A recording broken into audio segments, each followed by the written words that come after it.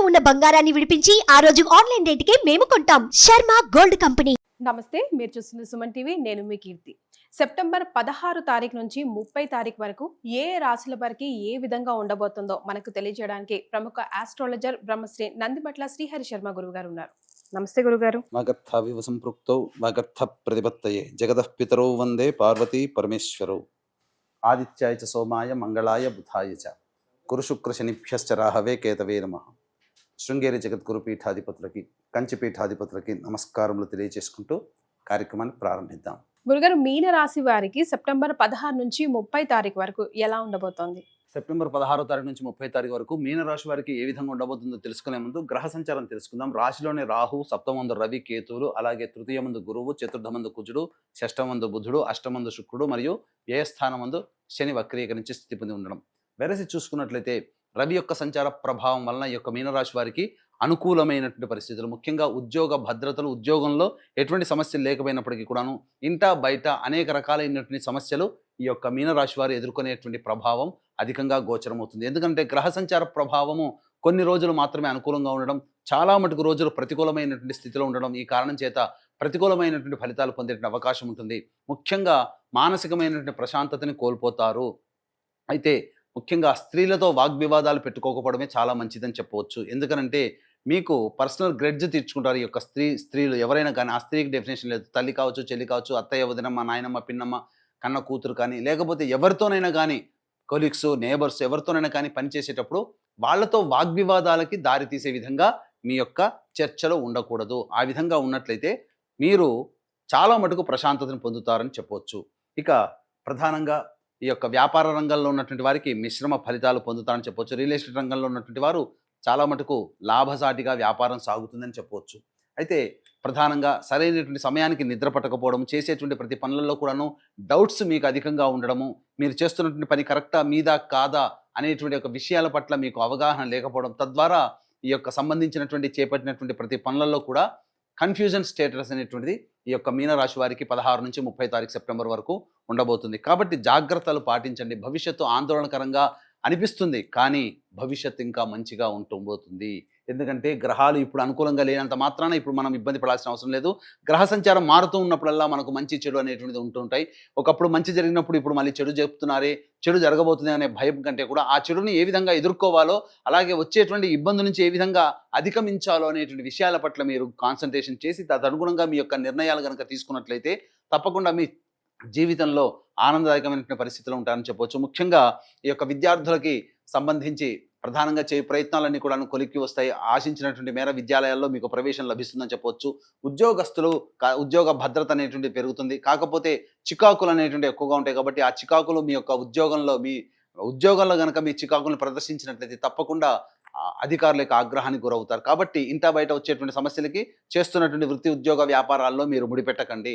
తద్వారా ఎక్కడికక్కడికి మీరు డివైడ్ చేసుకొని ఏ సమస్య ఏ విధంగా వచ్చిందనే విషయాన్ని ఆ సమస్యకి అప్పుడే మీరు పరిష్కారం చేసుకుని ఆ విధంగా ముందుకు వెళ్ళినట్లయితే మీ ఉద్యోగం కానీ, వ్యాపారం కానీ, వృత్తులు కానీ ఏవి కూడాను మీకు ఇబ్బందికరంగా మారవు.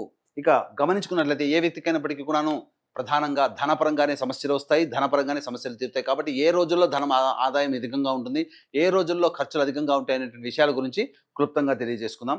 ఇక 16, 17 తారీఖులో కనుక గమనించుకున్నట్లయితే మీకు ఖర్చులు అధికంగా ఉంటాయి, మనస్సు ప్రశాంతంగా ఉండదు, చికాకుగా ఉంటుంది, ఏ పని యందు శ్రద్ధ పెట్టలేకపోవడము, అలాగే దూర ప్రాంత ప్రయాణాలు చేయాల్సినటువంటి పరిస్థితి రావడము అనేటువంటిది ఈ యొక్క మీనరాశిలో జన్మించినటువంటి వారికి ఉంటుంది. ప్రధానంగా ఈ యొక్క 16, 17 తారీఖుల్లో ఖర్చులు అధికంగా ఉంటాయి.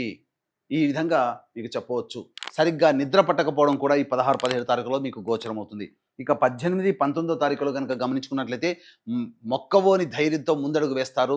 ఏదో ఒక కార్యం సాధించాలనే తపనతో ఉండి పెండింగ్లో ఉన్నటువంటి పనులన్నీ కూడా పూర్తి చేసుకుంటారు.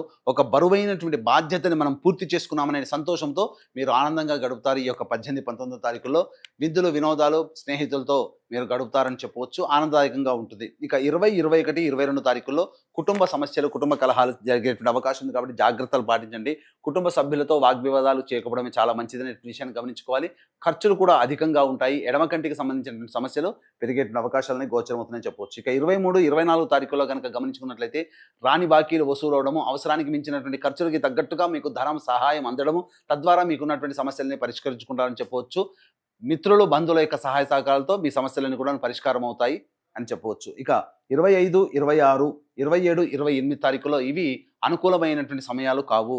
25, 26 తారీఖుల్లో గృహ మరమ్మతులు, వాహన మరమ్మతుల కోసము, గృహోపకరణాల కోసం ఖర్చులు అధికంగా చేస్తారు.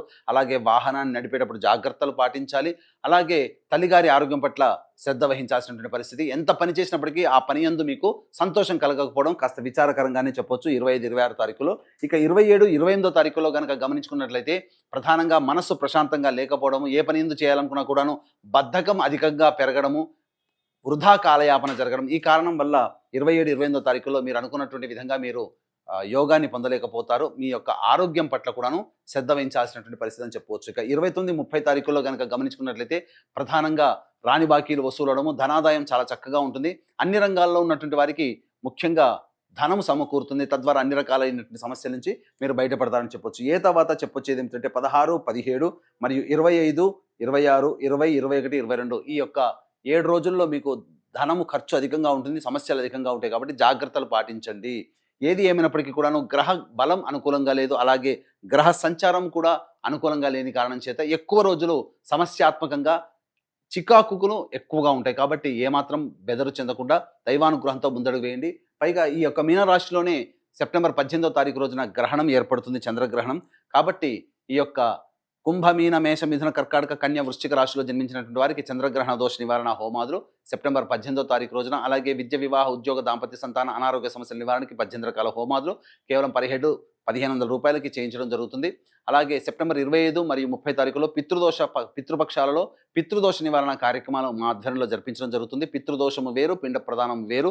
పితృదోషం అనగా తండ్రి వైపు 7 తరాలు, తల్లి వైపు 4 తరాల్లో ఏమైనా దుర్మరణాలు అనగా road accident, fire accident, suicide attempt, నదిలో బావిలో పడి చనిపోవడం, ఇంట్లోంచి వెళ్ళిపోవడం, లివర్ ఫెయిలియర్, కిడ్నీ ఫెయిలియర్, క్యాన్సర్తో చనిపోవడం, అలాగే 60 సంవత్సరాల లోపల ఏ విధంగా చనిపోయినా ఇవన్నీ పితృశాపాలుగా చెప్పవచ్చు.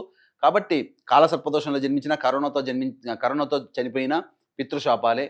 కాబట్టి ఈ పితృదోషం ఉండడం వల్ల కుటుంబంలో పిల్లలకి వివాహాలు కాకపోవడం, సంతానం కలగకపోవడము, అలాగే ఇంటర్ క్యాస్ట్, ఇంటర్ రిలీజియన్ మ్యారేజ్లు జరుగుతూ ఉండడం, అలాగే ఎన్ని ప్రయత్నాలు చేసినా ఫలించకపోవడము, దైవానుగ్రహం లేకపోవడంగా కుటుంబంలో అందరికీ మధ్య సఖ్యత లేకపోవడం అనేటువంటిది లక్షణాలు ఏర్పడతాయి. కాబట్టి సెప్టెంబర్ 25, 30 తారీఖుల్లో పితృదోష నివారణ కార్యక్రమాలు మా ఆధ్వర్యంలో జరపబడుతున్నాయి. రాలేని వాళ్ళ కోసం బ్రాహ్మణుని కర్తగా పెట్టి చేయించడం జరుగుతుంది. అవకాశం ఉన్న వాళ్ళు కార్యక్రమ తదనంతరం కాంటాక్ట్ చేసి పూర్తి వివరాలు తెలుసుకోవచ్చు. మరి వీరికి మెరుగైన ఫలితాల కోసం మీరు ఎలాంటి రెమెడీస్ ని చెప్తారు గురుగారు? మీనరాశి వారు సర్వదేవకృత లక్ష్మీ స్తోత్రం అనేటువంటిది ఉంటుంది, గూగుల్లో వెతికి తీసుకోవచ్చు. అది రోజుకి 8 సార్లు పారాయణం చేయండి. చాలా మటుకు సమస్యలు అనేటువంటివి పరిష్కారం అవుతాయి. ఇవి చెప్పినటువంటి ఫలితాలు ఏవైనా కానీ మీ యొక్క జన్మ రాశిని అనుసరించి చెప్పేటువంటి ఫలితాలు. కాకపోతే జన్మించిన సమయానికి జన్మకుండలి అనేటువంటిది ఒకటి ఉంటుంది. ఆ జన్మకుండలి రీత్యా మన జీవితం మొత్తంలో జరిగేటువంటి మంచి చెడు గురించి కూడా సంపూర్ణంగా తెలుసుకోవచ్చు. కాబట్టి దగ్గరలోని మంచి ఉపాసనాపరులైనటువంటి జ్యోతిష్యుల్ని సంప్రదించి వాటికి సంబంధించినటువంటి పరిహారాలు పాటించుకుంటే ఇంకా జీవితం ఆనందదాయకంగా ఉంటుందని చెప్పడంలో ఏమాత్రం సందేహం లేదు. చాలా సంతోషం గురుగారు, ధన్యవాదాలు. సర్వం శ్రీ ఉమామహేశ్వర పరబ్రహ్మార్పణమస్తు.